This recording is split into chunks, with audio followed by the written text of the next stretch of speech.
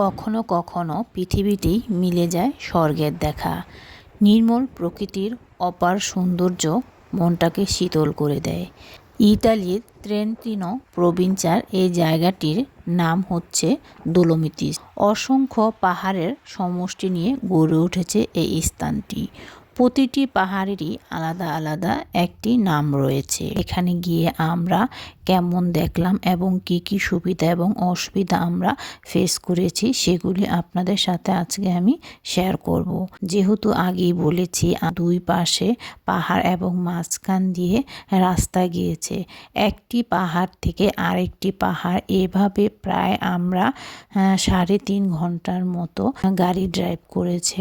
খুবই বিপজ্জনক রাস্তা।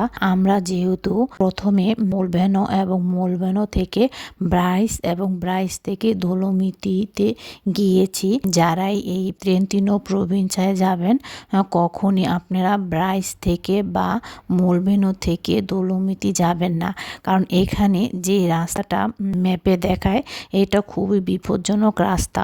আপনারা সরাসরি দোলোমিতি ম্যাপে দিয়ে যান, হয়তো বা এই রাস্তাটা নাও দেখাতে পারে, হয়তো আপনার একটু সময় বেশি লাগবে, কিন্তু এমন বিপজ্জনক রাস্তা আপনারা পাবেন না আশা করছি। আমি যতবারই নিচের দিকে তাকাতে চেষ্টা করেছি ততবারই আমার হাত পা কেঁপেছে।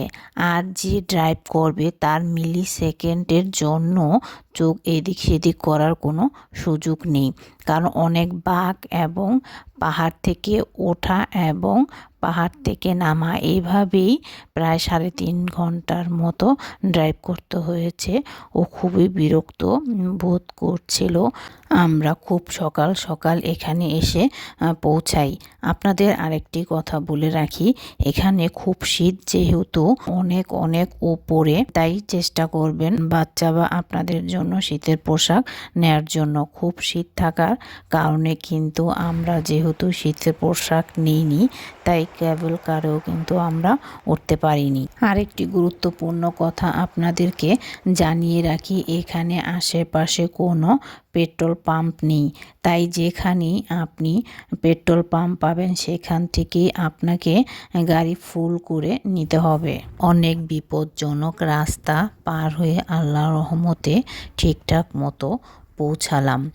যে মনে হচ্ছিল যেন কোনো রং তুলির ছোঁয়ায় আঁকা এক অসাধারণ দৃশ্য, চোখ জুড়ানোর মতো দৃশ্য।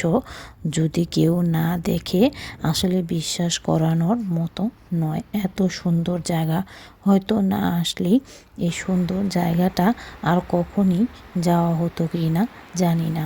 এটা মূলত একটা টুরিস্ট পয়েন্ট। সামারের টাইমেই খুব জমজমাট থাকে, সাধারণত সারা বছর কোনো মানুষ বসবাস করে না। আপনারাও চাইলে এই অপরূপ সৌন্দর্য উপভোগ করতে পারেন যদি আপনাদের সাহস থাকে এবং ড্রাইভিংয়ের হাত যদি ভালো থাকে, তাহলে এই সৌন্দর্য দেখাটা মিস করবেন না। অনেক অনেক সুন্দর জায়গা, সত্যি ছবির মতো সুন্দর। পাশেই দোকান ছিল, দোকান থেকে আমি কিছু কেনাকাটা করলাম যাতে এখানে আসার একটা স্মৃতি আমার থেকে যায়। আমরা যেহেতু এখানে রাত্র থাকিনি, তাই আসলে হোটেলের ভাড়া কেমন হবে ঠিক বলতে পারছি না, তবে যতটুকু কেনাকাটা করলাম বা কাফে খেলাম এতে মনে হলো যে একটু ব্যয়বহুল হবে। এখান থেকে বের হওয়ার আগে অনেকক্ষণ দুজনে দাঁড়িয়ে প্রকৃতির সৌন্দর্য উপভোগ করছিলাম আর দাঁড়িয়ে দাঁড়িয়ে গল্প করছিলাম। আমরা এখান থেকে বের হয়ে চলে যাব জেনোভা শহরে। সামারের সময় প্রায় প্রতিটি শহর থেকেই বাস দিয়ে ভ্রমণ করার ব্যবস্থা থাকে। এবছরও রোম থেকে ট্রেন্টিনো শহরে লাগোদ্বীপ, ব্রাইস এবং দোলোমিতো দেখার ব্যবস্থা করেছে। সবাই যাবেন এবং সৌন্দর্য উপভোগ করবেন।